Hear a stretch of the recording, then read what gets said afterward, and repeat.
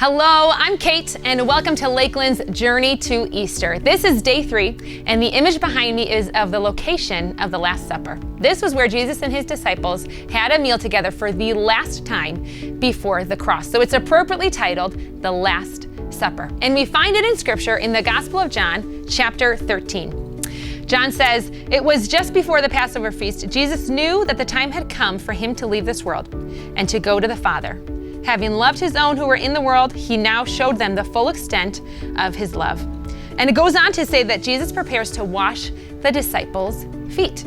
This was a task that was reserved for the lowest of the low in that culture and economy because the roads were dirty. Animals and people traveled the roads together constantly. And so when people walked into a house, their feet were often disgusting. And so the lowest servant in the house would be the one responsible for washing the feet. And yet we find Jesus taking on this task. What we learn as we go on is John says when Jesus is done washing the disciples' feet, and he sits back down, Jesus says, "Do you understand what I've done for you? You call me teacher and Lord, and rightly so, for that is what I am. Now that I, your Lord and teacher, have washed your feet, you also should wash one another's feet. I've set you an example that you should do as I have done for you.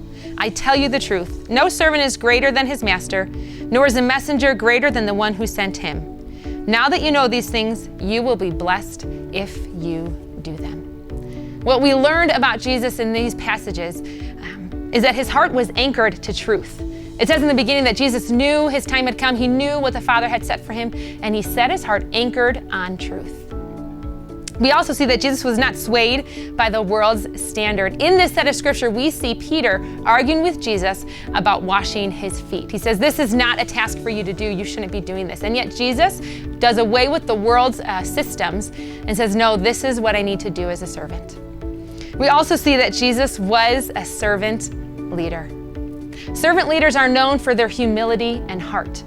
They lead first by serving.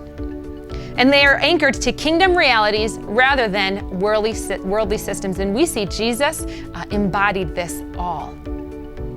What we need to ask ourselves in light of this passage is, are we servant leaders? Do we make much of ourselves, or are we willing to lay down our lives and sacrifice our own agenda for the betterment of others and those around us? Are we willing to lay down our lives and serve? Do people know us for our humility and for the way that we serve, or do they know us and recognize us for trying to make a great name for ourselves? When I worked at Starbucks, it was inevitable that the new hire always had to be the one responsible for taking the garbage out and mopping the floors. So I knew when I first got there and at the end of my shift, they said, "Okay, now pick up all these mats and mop the floors, and now you take the garbage out." I kind of knew, okay, this is the system. But what I always intended to do as I stayed there and moved up in their organization, I would always mop the floors and I would always take the garbage out. And it's a little thing when you compare it to Scripture and all that Jesus has done for us, but it was something I could do to at least lead out in serving first and serve those around me.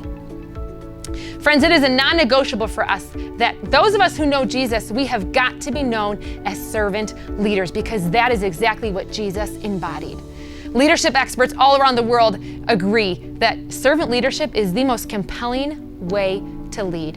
It is otherworldly. The world can't make sense of why somebody would choose to lay down their own lives and humble themselves in servitude for those around them. But that is exactly what Christ did for us.